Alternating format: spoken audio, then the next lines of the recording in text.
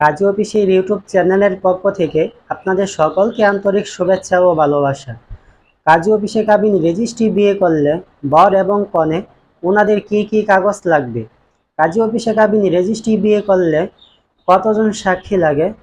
এবং কাজী অফিসে কাবিন রেজিস্ট্রি বিয়ে করলে একজন কাজীকে কত টাকা ফি দিতে হয়?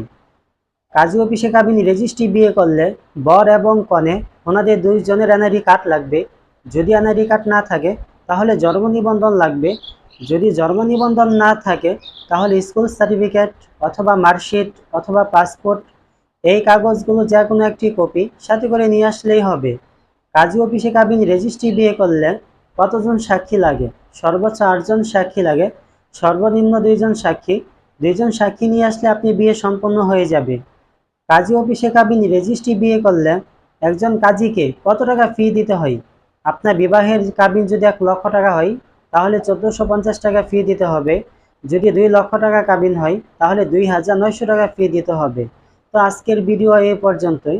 যদি আমাদের মাধ্যমে কোনো ভাই ও বোন যদি কাবিন রেজিস্ট্রি কোর্ট ম্যারেজ হলফনামা করতে চান তাহলে নিচে দেওয়া নাম্বারে অথবা আমাদের ডেসক্রিপশন বক্সে আমাদের ঠিকানা দেওয়া আছে ও ফোন নাম্বার দেওয়া আছে।